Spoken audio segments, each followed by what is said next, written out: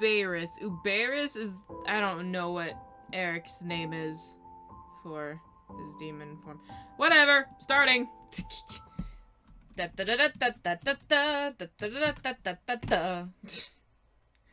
When you're dating someone, you expect surprises. Depending on who you're dating, the surprises can range from a new habit they may have or something that may change in how you see them. When it comes to dating a demon, the possibilities become endless. She's gonna write a book. That's right, I was in love with a demon. That many surprises he showed me included him being an incubus, him having tentacle powers, because, you know, like kinky shit, and him being an ex-noble from a large expanding kingdom. I didn't think anyone could take the cake on top of those things. I was wrong. I found myself dressed to the nines, sitting in my luxury car as we drove into the city of Chicago. I didn't wear fancy clothes often, so feeling the lavish fabrics of the gown I was wearing against my skin was almost uncomfortable. Still, I had to admit, when I saw myself in the mirror, I was floored at how I looked. I was in a beautifully designed red and black dress with matching heels and jeweled accessories. I still would never know how Erik was able to obtain it all, but he gifted the gown and the shoes and the jewelry to me with a simple smile. A part of me knew that he had made the dress by hand. He owned a custom suit shop and had access to the finest fabrics in the city. His skill wasn't limited to suits, however. He could make anything that was deemed as formal wear. As for the shoes and jewelry, I couldn't figure out how he had figured it out and had decided to let it go. The drive into the city became one filled with curiosity, but I'd have to be dressed up. Where exactly were we going? Erik? Yes, my princess? Where are we going? A chuckle escaped Erik's lips as he continued to drive into the night. I told you, it's a surprise. I don't like surprises. Sorry, need a drink. A surprise that requires me to dress up like I'm going to a prom. Not a prom, exactly. Oh, sorry, my dog's making noise. Erik.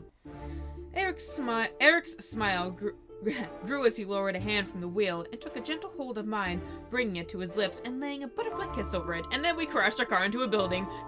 Congratulations, end of episode. Good job, Erik. I promise Both you will hands enjoy yourself. On the wheel. You have my word. 1 second. Taken care of. I stared at Erik, a small blush adorning my face at his gentle words and giving up at last. I nodded and simply let him guide us further into the heart of the city. Gosh, I cannot speak anymore. Chicago is a beautiful city, especially at night. The lights had illuminated the streets and the buildings were a grand sight to behold, and the lively aura of the night's energy that filled every alley and sidewalk was simply enchanting. You could take me out of Chicago, but you can never take the love of Chicago out of me! I'm a Chicago girl. To my surprise, the traffic towards the destination was almost non-existent. We were in the richest part of Chicago, and at last we arrived at our destination, one that had took me completely off guard. Okay, the outside looked like a regular business building. At the very top of the tower was a large sign that said The Gateway in bright yellow colors. Something about it stood out, something which made me curious. What was in store in this place? Good God. Erik led me out of the car, opening the door for me and escorting me out with a gentle hand. As he closed the door behind me, a man dressed in a bellboy suit rushed up to Erik and held out his hands. Erik dug his hands in his tuxedo pocket and finally took out a small white envelope, passing it and his car keys to the bellboy. The bellboy took the items and quickly rushed to the driver's seat of the car, driving off like a valet. I watched the car head into the nearby parking lot as I unconsciously took Erik's arm. As I turned back to him, I could tell that I was in for more surprises. He handed me a mask and and silently instructed me to put it on as we walked up the steps to the door. It fit like a glove. Sweet! A pair of bellboys opened the door for Erik and me, revealing a lavish lobby with a single large pedestal and platform in the middle of the room. Stepping up to it, we were stopped by a large woman in a dress suit. Invitation. Oh dear. I looked at Erik, watching him take out a golden slip of paper from his pocket and pass it to the woman. The guard looked over the parchment before nodding to Erik and stepping away from our path to the pedestal. Where on earth were we going? I remained silent still as we stepped up to the platform and settled in the middle of it, Erik guiding us to stop and stay still in place. Erik nodded to the guard, who simply nodded back and waved her hand in the air. As she did, the pedestal beneath us suddenly shifted and began to rise into the air. Whoa! What the hell is going on? I gripped Erik tightly as the platform beneath us ascended through the building. All around us were sights of pictures and diamond chandeliers. Whatever this was, I could tell that this was by no means a regular event. When we reached the top of the floor, or what I assumed to be the top floor, we were greeted by a pair of women in waitress suits, bowing to us in respect, as their bird-tail feather and pure black eyes... What? Feathers? They have feathers? And pure black eyes presented themselves to me. I knew then this was a demon party. Interesting. The doors opened to a large ballroom, one that definitely didn't seem to fit the inside of the... Shh, Skype. We don't need this right now. I am not going to play your little game of boop-a-da-boop. Get this out of here. The doors opened to a large ballroom that definitely didn't seem to fit the inside of the suite room. Whatever. All around were couples and groups mingling and dancing elegantly to the sound of Victorian-style orchestral music. I was astonished, even as I was led by Erik. Oh god. Everyone was dressed in modern formal wear with a range of dresses and tuxedos. It was almost dizzying how much the aged music clashed with the modern fashion of the patrons. Yet I couldn't tear my eyes away from the sight of the guest. Whoa. Welcome to a small taste of the demon world, my princess. The guests were all demons, some with horns, some with tails, and the rest with an assortment of different looks. It was a cauldron made of people, and I felt a bit out of place as someone who looked obviously human. As we stepped further into the room, a voice chirped out, "Erik, my boy! Come fly over here, will you?" "Come fly over here."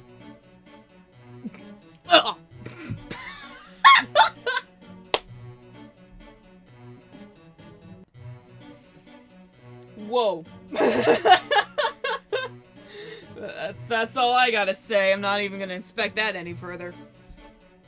I looked over to see a bird man with a polished tuxedo wave us over with a very handsome gentleman with mouse ears on his arm. Despite the nerves running through my system, Erik and I walked over. As Erik bowed his head, I quickly curtsied. For some reason, the way the bird man carried himself made him seem like a prince. I was in awe of his gorgeous tail feathers and beak, accented by the lavish suit he wore. Oh, I am absolutely terrified right now. Connor, you look splendid. I assume you approve of your tuxedo? I'm terrified. Approve? I absolutely love it! Are you gay? Ricardo here won't let go of me because of it. You're gay, aren't you? I looked over to the mouse man, who I assumed to be Ricardo, as he smiled coyly and hugged Connor's arm tight, nodding in agreement of Connor's words. I smiled a bit as Erik laughed. Very good. Well, thank you for inviting us to your anniversary celebration. You're gay. It is an honor Okay, to be I in support such it. company. I ship it, is what Nonsense! Thank you for attending! As the son of the most powerful demon in the abyssal planes, it's only proper to invite you regardless. My only regret is not inviting your brothers. I must seem so rude. Alright. Erik waved his hand dismissively. Think nothing of it. We actually denounced our titles when we came to this world. You don't say? Well, good on you! You do such fabulous work as a designer here. It's no wonder that your suit shop is unmatched. I don't. Connor finally turned his head to me and cocked it in curiosity. I felt a bit small under his gaze, but smiled respectfully back. And who might this lovely lady be? A human? Erik nodded and lifted my hand to his lips, kissing it respectfully before our conversation partners. Jeez. This is my wonderful princess. I asked her to accompany me tonight to show her how elegant a demon ball can be. How marvelous! I rarely get to meet humans. It is an absolute delight to meet you. Connor held out his hand towards me, making me place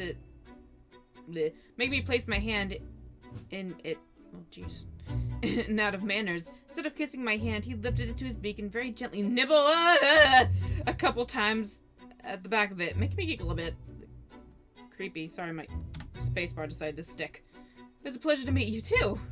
Connor released my hand and smiled at me before looking back to Erik. I am so creeped out. Well, Erik, Princess, it's been an absolute pleasure to meet you. Please enjoy the ball. Dance and eat as much as you like. Sweet mother of mercy. We shall. Thank you. Oh. With that, Erik and I walked away from Connor and Ricardo, both of whom were waving at us before turning to find new conversation partners. So, this is a demon ball. Yes, Princess. You've been curious about what life was like for me in the demon world, yes? I guess. Oh, oops, sorry. I nodded as I indeed was curious about Erik's life in the demon world, but I didn't expect him to give me an experience. This was completely out of the blue. Sorry, my throat. Erik gestured to the room where the couples on the dance floor were waltzing in sync. It was mesmerizing. Well, this is a perfect representation of how Demon Royals celebrated. We had elegant balls filled with dancing and food, and they would only end when the sun came up. Really? I thought the demon world was like the Dark Ages. This seems like a fairy tale ball, not really medieval. Erik chuckled and walked with me around the dance floor, continuing his explanation. The demon world may be stuck in the Dark Ages, but we do take inspiration from the human world. Your fairy tales inspired our celebrations. I couldn't stop staring at the dancers and demons in the room. There were so many people dressed up like royalty that I almost felt undressed. Undressed! I felt undressed! Oh. There were some glances my way, but none with ill intent. It was probably natural since I was human and in a room full of demons. Slyly, Erik led me into the dance floor and began to waltz with me to the music. We remained outside of the crowd, dancing to our own beat and sways as the rest of the dancers kept in time and stepped with the synchronized dancing. So, instead of getting phones and computers, you got balls and dresses? You are correct. The demon world has no need for computers or phones, but new traditions of celebration are always welcomed. No raves or clubs? Too human for our tastes. Is that what they call it? No lights, shows, or DJs? That would require electricity, my princess, which right. we don't care to use. To us, it's a waste of energy. Oh. I pursed my lips at Erik as he slowly began to ease us into the crowd. I barely noticed the dancers moving aside and stopping their dance to stare at us as I locked eyes with Erik, continuing the conversation. Do demons have balls often? Unfortunately, no. Hosting celebrations take a large amount of resources, so we save balls for only the most grand of occasions. Like birthdays? Demons don't celebrate birthdays, Princess. However, we celebrate the peaceful uniting of kingdoms or the crowning of a new ruler. I became fascinated, even as Erik began to twirl me around and add elaborate steps into the dance between us. We both focused on each other as we let the world around us fade into blurred outline of people and decor. However, the human world has provided demons here the means to celebrate many more things. Like Connor's anniversary? Erik nodded and dipped at me for a moment, staring deep into my eyes. Exactly. Damn, son! Damn! Alright. Makes me happy. I held on to Erik, mesmerized in his lovely purple eyes. I squeezed his hand gently and caused him to lift me back up and hold me close in a loving embrace. And one day, I would love to hold an elegant ball for our union. Erik. My face slowly began to glow a soft, rosy red as I smiled up at my prince. I almost said princess. I loved him with every ounce of my being, and a fairy tale wedding and ball seemed like a perfect way to celebrate. I stretched up on my toes and kissed Erik ever so gently before pulling away with a giggle. I would love that. Erik stared at me in surprise for a moment before chuckling and nuzzling his head against mine, a playful but loving smirk against his lips. My beautiful princess, I am yours forever. Well, until this episode ends, at least. And I am yours, my Prince Charming. Imagine if she actually said prince like that and just spit in his face every time. Sorry, romance, I'm getting rid of it, okay. And the night became one of a fairy tale dancing and seemingly happy ever after for me and my demon prince. I will see you guys in the next extra episode. Bye-bye!